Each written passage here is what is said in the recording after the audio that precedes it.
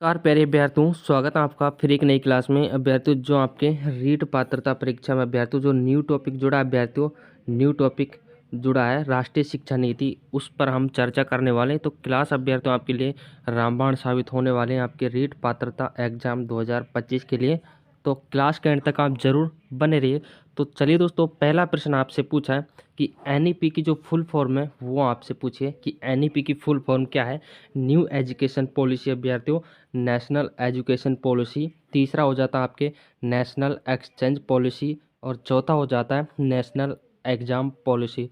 Correct answer की बात करें अभ्यर्थियों, इसमें आपका बी ऑप्शन करेक्ट आंसर हो जाता है, यानी कि नेशनल जो एजुकेशन पॉलिसी है वो आपके एनईपी की फुल फॉर्म हो जाती है, नेशनल एजुकेशन पॉलिसी। अभ्यर्थियों याद रखना, एग्जाम की दृष्टि से थोड़ा मोस्ट इम्पॉर्टेंट क्वेश्चन है।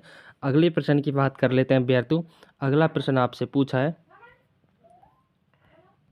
अगला प्रश्न अभ्यर्थियों आपसे पूछा है कि शिक्षा नीति 2020 में 10+2 शिक्षा का नया पैटर्न क्या है। जो 10+2 शिक्षा का नया पैटर्न है वो आपके अभ्यर्थियों ऑप्शन ए 5+3+3+4, ए ऑप्शन आपका इसमें करेक्ट आंसर हो जाता है। याद रखना अभ्यर्थियों, जो नई शिक्षा नीति है जो 2020 में, उसमें 10+2 का जो नया पैटर्न है वो आपके ऑप्शन ए 5+3+3+4 हो जाएगा। ऑप्शन ए आपका इसमें बिल्कुल करेक्ट ऑप्शन हो जाता है। सारी अभ्यर्थियों मोस्ट इम्पोर्टेंट प्रश्न है अभ्यर्थियों, कोई सा भी आपके एग्जाम में पूछा जा सकता है। अगला क्वेश्चन आपसे पूछा है कि नई शिक्षा नीति 2020 में मानव संसाधन विकास मंत्रालय को क्या नाम दिया गया है। तो क्या नाम दिया गया है, पहला ऑप्शन हो जाता है अभ्यर्थियों आपकी इसमें मानव संसाधन मंत्रालय, नया शिक्षा मंत्रालय, विकास मंत्रालय और शिक्षा मंत्रालय। करेक्ट आंसर की बात करें अभ्यर्थियों, ऑप्शन डी आपका इसमें करेक्ट आंसर हो जाता है, यानी कि जो नया शिक्षा मंत्रालय वो आपके मानव संसाधन विकास मंत्रालय को नया नाम दिया गया है। स्टार लगा के रखना अभ्यर्थियों, इंपॉर्टेंट क्वेश्चन है एग्जाम की दृष्टि से। अगले प्रश्न की बात कर लेते हैं। अगला प्रश्न आपसे पूछा है कि नई शिक्षा नीति 2020 में पहले 5 सालों को कौन सी अवस्था कहा जाता है अभ्यर्थियों। जो पहले 5 साल होते हैं उनको कौन सी अवस्था कहा जाता है। ऑप्शन हो जाते हैं मध्यम चरण अभ्यर्थियों, नींव चरण, माध्यमिक चरण या प्राथमिक चरण। करेक्ट आंसर की बात की जाए अभ्यर्थियों, ऑप्शन बी आपका इसमें करेक्ट आंसर हो जाता है, यानी कि न्यू चरण अभ्यर्थियों जो फाउंडेशन स्टेज होता है वो आपके अभ्यर्थियों नई शिक्षा नीति 2020 में जो पहले 5 साल होते हैं उसमें न्यू चरण बोले जाते हैं। ऑप्शन बी आपका इसमें करेक्ट आंसर हो जाता है। अगले प्रश्न की बात कर लेते हैं अभ्यर्थियों। अगला प्रश्न आपसे पूछा है कि नई शिक्षा नीति 2020 में कौशल विकास पाठ्यक्रम किस वर्ग से शुरू हुआ अभ्यर्थियों, किस वर्ग से शुरू होगा। तो करेक्ट आंसर की बात की जाए, ऑप्शन ए आपका इसमें करेक्ट आंसर हो जाता है, यानी कि कक्षा अभ्यर्थियों कक्षा 6 से अभ्यर्थियों इसका नया पैटर्न वर्ग शुरू हुआ है। ऑप्शन ए आपका इसमें करेक्ट आंसर हो जाता है। अगले प्रश्न की बात कर लेते हैं अभ्यर्थियों। अगला प्रश्न आपसे पूछा है कि नई शिक्षा नीति 2020 में एक छात्र को उसकी मातृभाषा में न्यूनतम कितनी कक्षा तक पढ़ाया जाना चाहिए। तो न्यूनतम कितनी कक्षा तक पढ़ाया जाना चाहिए, ऑप्शन हो जाते हैं कक्षा 3, कक्षा 4, कक्षा 5 या कक्षा 6। करेक्ट आंसर की बात की जाए, ऑप्शन सी आपका इसमें करेक्ट आंसर हो जाता है, यानी कि कक्षा 5 अभ्यर्थियों आपका इसमें राइट आंसर हो जाता है, यानी कि कक्षा 5 तक अभ्यर्थियों पढ़ाया जाना चाहिए न्यूनतम। ऑप्शन सी आपका इसमें करेक्ट आंसर हो जाता है। अगले क्वेश्चन की बात कर लेते हैं अभ्यर्थियों। अगला क्वेश्चन आपसे पूछा है कि हाल ही में एनईपी को कब संशोधित किया गया। जो हाल ही में एनईपी को कब संशोधित किया गया अभ्यर्थियों, स्टार लगा के रखना है एग्जाम की दृष्टि से, मोस्ट इंपॉर्टेंट क्वेश्चन है। तो हाल ही में एनईपी को अभ्यर्थियों 2020 में संशोधित किया गया। ऑप्शन डी आपका इसमें करेक्ट आंसर हो जाता है। बात कर लेते हैं अभ्यर्थियों अगले प्रश्न की। अगला प्रश्न आपसे पूछा है कि एनईपी 2020 कौन से नंबर की राष्ट्रीय शिक्षा नीति है। तो कौन से नंबर के अभ्यर्थियों, ये अभ्यर्थियों पहली, दूसरी, तीसरी या पाँचवीं। तो करेक्ट आंसर ऑप्शन सी हो जाता है, यानी कि अभ्यर्थियों ये तीसरे नंबर की एनईपी 2020 की राष्ट्रीय शिक्षा नीति तीसरी है। ऑप्शन सी आपका इसमें बिल्कुल करेक्ट आंसर हो जाता है। बात कर लेते हैं अभ्यर्थियों अगले प्रश्न की। अगला प्रश्न आपसे पूछा है कि भारत में अब तक शिक्षा नीति किस वर्ष आई।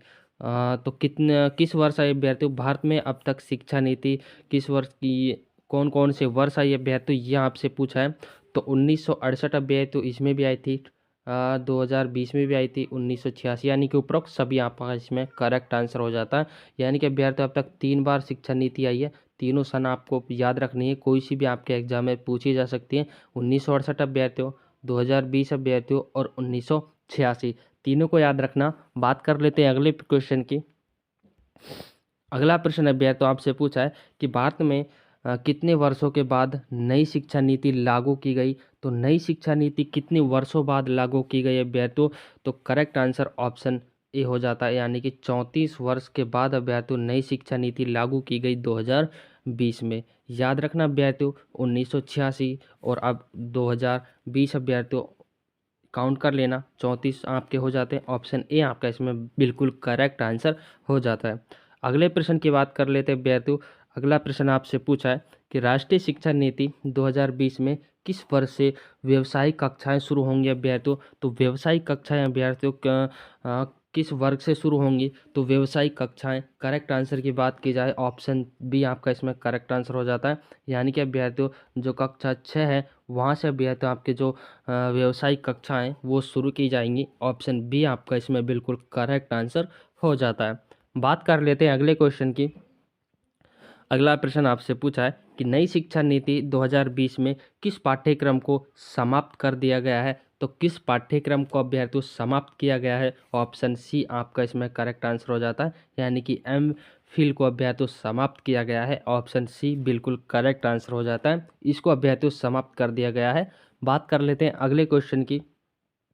अगला प्रश्न आपसे पूछा है कि नई शिक्षा नीति 2020 में व्यावसायिक क्षेत्र में कितने वर्षों के अध्ययन के बाद डिप्लोमा प्रदान किया जाएगा। स्टार लगा के रखना अभ्यर्थियों, इंपॉर्टेंट क्वेश्चन है आपके एग्जाम की दृष्टि से। करेक्ट आंसर की बात की जाए अभ्यर्थियों, इसमें आपका बी ऑप्शन करेक्ट आंसर हो जाता है। बी ऑप्शन आपका इसमें बिल्कुल करेक्ट ऑप्शन हो जाता है।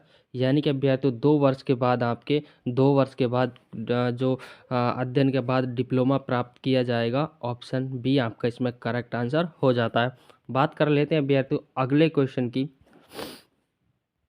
कि राष्ट्रीय शिक्षा नीति 2020 के अनुसार अब पीएचडी करने के लिए क्या आवश्यक है अभ्यर्थियों। जो पीएचडी करने के लिए अभ्यर्थियों क्या आवश्यक है, 2 साल की स्नातक डिग्री अभ्यर्थियों, 3 साल की स्नातक डिग्री या 4 साल की स्नातक डिग्री, ऑप्शन 5 हो जाता है आपके 5 साल की स्नातक डिग्री।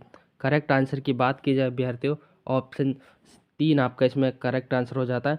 यानी कि 4 साल की स्नातक डिग्री के बाद अब आप पीएचडी कर सकते हो अभ्यर्थियों, याद रखना 4 साल की स्नातक डिग्री के बाद ही आप पीएचडी कर सकते हो, ऑप्शन 3 आपका इसमें करेक्ट आंसर हो जाता है। अगला प्रश्न अभ्यर्थियों आपसे पूछा है कि शिक्षा शब्द किस भाषा से लिया गया अभ्यर्थियों। तो शिक्षा शब्द यूनानी, अंग्रेजी, जर्मन या लेटिन। तो शिक्षा का जो शब्द है वो अभ्यर्थियों आपके लेटिन भाषा से लिया गया है, ऑप्शन डी आपका इसमें करेक्ट आंसर हो जाता है। बात कर लेते हैं अभ्यर्थियों अगले क्वेश्चन की। एनईपी अभ्यर्थियों, एनईपी 2020 या नई शिक्षा नीति 2020 किसने तैयार की अभ्यर्थियों। नेशनल एजुकेशन पॉलिसी अभ्यर्थियों, फुल फॉर्म याद रखना, ये किसके द्वारा तैयार किया गया है ये आपको बताना है। करेक्ट आंसर की बात की जाए अभ्यर्थियों तो इसमें आपका राइट आंसर हो जाता है ऑप्शन बी, यानी कि के कस्तूरी रंजन समिति के द्वारा अभ्यर्थियों इसको तैयार किया गया है, ऑप्शन बी आपका इसमें करेक्ट आंसर हो जाता है। ऑप्शन बी अभ्यर्थियों याद रखना कि कस्तूरी रंजन समिति। बात कर लेते हैं अभ्यर्थियों अगले क्वेश्चन की। अगला क्वेश्चन आपसे पूछा है कि एनईपी 2020 के अध्यक्ष कौन है अभ्यर्थियों। तो अध्यक्ष आपको बताना है नरेंद्र मोदी, दौलत सिंह कोठारी, एस आर रंजन, राजनाथन अभ्यर्थियों या डॉक्टर के कस्तूरी रंजन। करेक्ट आंसर की बात करें अभ्यर्थियों इसमें आपका राइट आंसर हो जाता है ऑप्शन डी, यानी कि डॉक्टर के कस्तूरी रंजन अभ्यर्थियों इसके नए अध्यक्ष जो एनईपी 2020 के अध्यक्ष हैं वो डॉक्टर के कस्तूरी रंजन, ऑप्शन डी आपका इसमें करेक्ट आंसर हो जाता है। अगला प्रश्न अभ्यर्थियों आपसे पूछा है कि जीडीपी का कितना प्रतिशत केंद्र सरकार द्वारा नई शिक्षा नीति 2020 में खर्च किया जाएगा। तो कितने प्रतिशत खर्च किया जाएगा अभ्यर्थियों ये आपको कमेंट में बताना है। ऑप्शन हो जाते हैं अभ्यर्थियों आपके 12%, 6%, 75% या आपके 4%। राइट आंसर ऑप्शन बी, यानी कि 6% का अभ्यर्थी जीडीपी का 6% जो नई शिक्षा नीति 2020 अभ्यर्थी उस पर खर्च किया जाएगा। याद रखना, मोस्ट इम्पॉर्टेंट क्वेश्चन अभ्यर्थियों एग्जाम की दृष्टि से। अगले प्रश्न की बात कर लेते हैं। अगला प्रश्न अभ्यर्थियों आपसे पूछा है कि पाठ्यक्रम को छात्र के संज्ञात्मक विकास के अनुसार 4 चरणों में विभाजित किया गया है। इसका सही अनुक्रम क्या है अभ्यर्थियों? सबसे पहले अभ्यर्थियों मूलभूत चरण, प्रारंभिक चरण, माध्यमिक चरण अभ्यर्थियों, या माध्यमिक चरण, माध्यम चरण या माध्यमिक चरण। दूसरा ऑप्शन हो जाता है प्रारंभिक चरण, मूलभूत चरण, मध्यम चरण या माध्यमिक चरण। तो करेक्ट आंसर की बात की जाए अभ्यर्थियों, ऑप्शन ए आपका इसमें राइट आंसर हो जाता है। यानी कि सबसे पहले आपके मूलभूत चरण आता है अभ्यर्थियों, फिर आपके प्रारंभिक चरण, फिर मध्यम चरण और उसके बाद आता है आपके माध्यमिक चरण। ऑप्शन ए आपका इसमें करेक्ट आंसर हो जाता है। अगले क्वेश्चन की बात करते हैं अभ्यर्थियों। अगला प्रश्न आपसे पूछा है कि राष्ट्रीय शिक्षा नीति 2020 में छात्रों और शिक्षक का अनुपात क्या रखा गया है? तो छात्र और शिक्षकों का अनुपात है वो अभ्यर्थियों आपको बताना है। 30:1 रखा गया है। याद रखना अभ्यर्थियों, 30:1। ऑप्शन ए आपका इसमें करेक्ट आंसर हो जाता है। बात कर लेते हैं अभ्यर्थियों अगले प्रश्न की। अगला प्रश्न अभ्यर्थियों आपसे पूछा है कि राष्ट्रीय शिक्षा नीति 2020 के अनुसार राष्ट्रीय मूल्यांकन केंद्र किसके लिए बनाया गया है? तो राष्ट्रीय जो मूल्यांकन केंद्र है अभ्यर्थियों वो आपके शिक्षकों के लिए, बच्चों के लिए, माता पिता के लिए या आपके उपरोक्त सभी के लिए। करेक्ट आंसर हो जाता है ऑप्शन बी आपका इसमें करेक्ट आंसर हो जाता है, यानी कि बच्चों के लिए अभ्यर्थियों ये बनाया गया है, ऑप्शन बी। बात कर लेते हैं अभ्यर्थियों अगले प्रश्न की। अगला प्रश्न अभ्यर्थियों आपसे पूछा है कि छात्रों के आकलन के लिए राष्ट्रीय मूल्यांकन केंद्र बनाया गया है जिसका नाम क्या है अभ्यर्थियों? तो नाम आपको बताना है। करेक्ट आंसर ऑप्शन बी आपका हो जाता है। परख अभ्यर्थियों इसका नाम रखा गया है। ऑप्शन बी आपका इसमें राइट आंसर हो जाता है। अगले क्वेश्चन की बात कर लेते हैं अभ्यर्थियों। अगला प्रश्न आपसे पूछा है कि परख राष्ट्रीय शिक्षा नीति 2020 में शामिल एक राष्ट्रीय मूल्यांकन केंद्र है। तो परख में पी का क्या अर्थ है अभ्यर्थियों? तो आपकी परख है इसमें पी का अर्थ बताना अभ्यर्थियों। तो पी का अर्थ आपके हो जाता है परफॉर्मेंस अभ्यर्थियों। ऑप्शन ए आपका इसमें बिल्कुल करेक्ट आंसर हो जाता है। पी का जो अर्थ है अभ्यर्थियों वो आपके परफॉर्मेंस से लगाया गया है। Option A is the correct answer. अगले क्वेश्चन की बात कर लेते हैं अभ्यर्थियों। दीक्षा पोर्टल किससे संबंधित है अभ्यर्थियों? स्टार लगा के रखना। और मोस्ट इंपॉर्टेंट क्वेश्चन है अभ्यर्थियों एग्जाम की दृष्टि से कि दीक्षा जो पोर्टल है वो किससे संबंधित है? ग्रामीण क्षेत्रों के लिए आवासीय विद्यालयों का निर्माण, देश में शिक्षकों के कौशल विकास करना, अनुसंधान के अनुमान विद्वानों के लिए सीखने का ऑनलाइन मंच अभ्यर्थियों, ये आपके हो जाता है उचित शिक्षा पाठ्यक्रम को लिए प्रवेश परीक्षा वेबसाइट। करेक्ट आंसर की बात की जाए अभ्यर्थियों, ऑप्शन बी आपका इसमें करेक्ट आंसर हो जाता है। यानी कि देश में शिक्षकों के कौशल के विकास करना अभ्यर्थियों, जो कौशल है उनको विकसित करना इनका मुख्य उद्देश्य है, इससे संबंध माना गया है। ऑप्शन बी आपका इसमें बिल्कुल करेक्ट आंसर हो जाता है। बात कर लेते हैं अभ्यर्थियों अगले प्रश्न की। अगला प्रश्न अभ्यर्थियों आपसे पूछा है कि राष्ट्रीय शिक्षा नीति 2020 में निम्नलिखित में से कौन सा कथन प्रस्तावित है अभ्यर्थियों? तो ये क्वेश्चन मोस्ट इंपॉर्टेंट है अभ्यर्थियों। ऐसे क्वेश्चन अक्सर एग्जाम में पूछे जाते हैं। तो इसमें आपका करेक्ट आंसर हो जाता है ऑप्शन सी, यानी कि बाल विद्यार्थियों के लिए बहुभाषी होने में उच्च संज्ञात्मक लाभ अभ्यर्थियों, ये इसका आंसर हो जाता है ऑप्शन सी। ऑप्शन सी आपका इसमें करेक्ट आंसर हो जाता है। तो दोस्तों क्लास कैसी लगी, क्वेश्चन आपको कैसे लगे?